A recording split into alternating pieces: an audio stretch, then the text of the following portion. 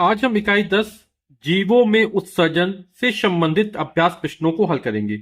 प्रश्न संख्या 1 है, नीचे दिए गए कथनों के आगे सत्य अथवा असत्य लिखिए। जैसे पसीना उत्सर्जी पदार्थ है, तो उत्सर्जी पदार्थ कहते किसे हैं? जो हमारे शरीर के लिए हानिकारक होते हैं, अनावश्यक होते हैं। ऐसे पदार्थों को शरीर से बाहर निकालने की प्रक्रिया को उत्सर्जन कहते हैं। तो हमारे शरीर से पसीना निकलता रहता है, यानी ये उत्सर्जी पदार्थ है। तो ये कथन कैसा हो जाएगा? हमारे लिए सत्य हो जाएगा। तो यहां पे हमने लिख दिया सत्य। फेफड़े उत्सर्जी अंग नहीं है, ये गलत लिखा है। फेफड़े हमारा क्या उत्सर्जी अंग है। हमारे शरीर में जो प्रमुख उत्सर्जी अंग है वो वृक्क है ना, जिसको गुर्दा किडनी बोलते हैं। इसके अतिरिक्त त्वचा, फेफड़े हुए, यकृत हुआ, बड़ी आंत हुआ, ये भी हमारे शरीर से अनावश्यक पदार्थों को निकालने का काम करते हैं। तो फेफड़े हमारे उत्सर्जी अंग हैं। तो ये कथन लिखा नहीं है, तो क्या हो जाएगा? हमारा असत्य हो जाएगा ये। तीसरा, वृक्कों से यानी किडनी से रक्त छन्ने के बाद मूत्र वाहिनियों से होता हुआ मूत्राशय में एकत्रित होता रहता है। तो ये जो कथन लिखा गया है ये बिल्कुल सही यानी सत्य है।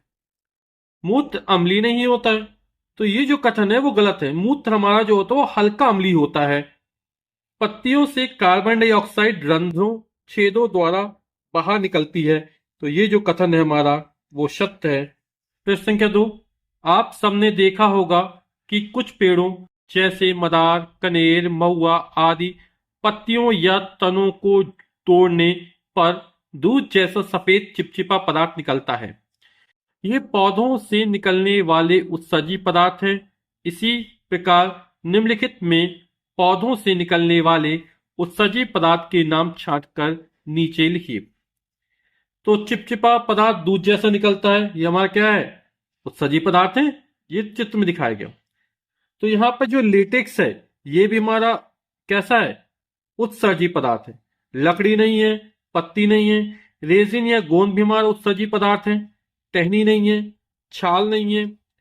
फिर टैनिन भी उत्सर्जी पदार्थ है और हींग भी हमारा उत्सर्जी पदार्थ है। तो इनको यहां पर लिख देंगे।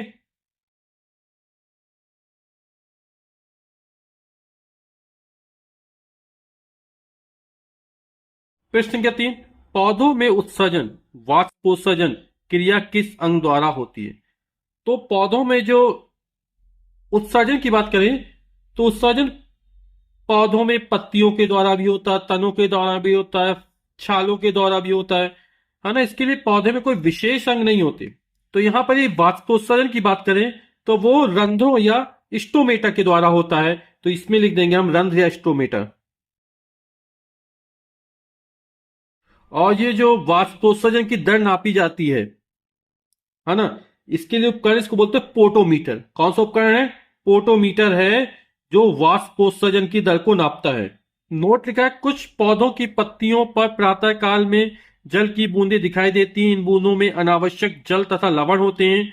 इस प्रकार के उत्सर्जन को बिंदु स्राव कहते हैं।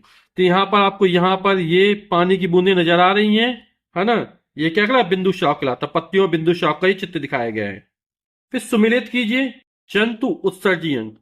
तो मनुष्य, और मनुष्य का जो प्रमुख उत्सर्जी अंग है वो वृक्क है। फिर चपटे क्रमी, चपटे क्रमी का जो आदि वृक्क होता है तो इसमें लगा दिया। केंचुओं के लिए उत्सर्गिकाएं होती हैं, उत्सर्जी अंग। अब बचा कीट, तो कीट मैल पीघी नलिकाएं। प्रश्न के पास सही शब्द लिखिए।